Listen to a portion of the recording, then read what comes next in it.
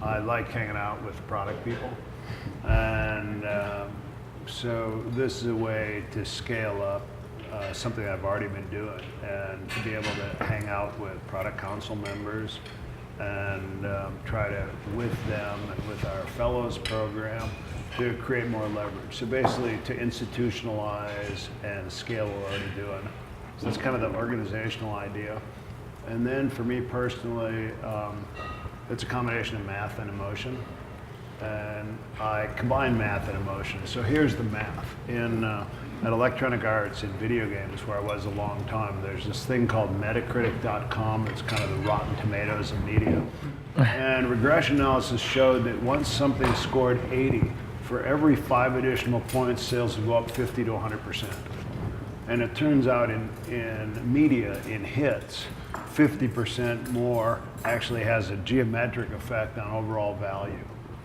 And so I've been in games. I was kind of a plus 10%er. I'd get involved in stuff and make it 5 or 10% better. But that turned The Sims from a 300,000 unit seller into a 100 million seller. So we saw again this geometric effect.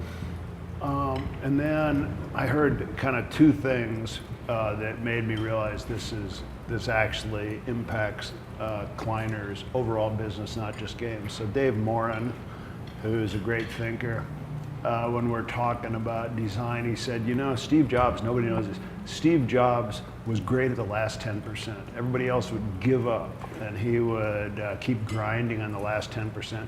The difference between BlackBerry and iPhone was that last 10%, you know, all the little details, kind of all designers know. And Neil Simon, the writer in Rewrite, said he never released something till he thought it was perfect. So it's all about the last 10%. In fact, I met a guy who was competing with Google in the early days of search, and he said their search they could measure was delivered 5% less relevant results than Google search back in the day. And 5% is the difference between Google today and all the also-rans in search. So at key times, so we've got a math-based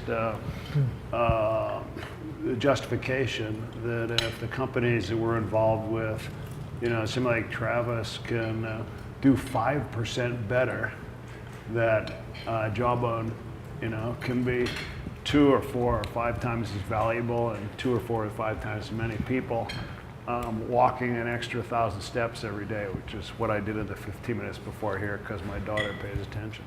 And then the emotion part for me is, as Jobs said, stay hungry, stay foolish. It turns out that venture capitalists don't allow themselves the ability to be foolish because they kind of got to justify stuff to cravenous LPs. And yet, you know, these guys know you got to kind of sit in the boardroom and act like a grown-up, but then you got to go away and you got to consider all possibilities. And that's the be foolish. So in this role, you know, I think it gives me more permission to be on the side of the fence with the fools.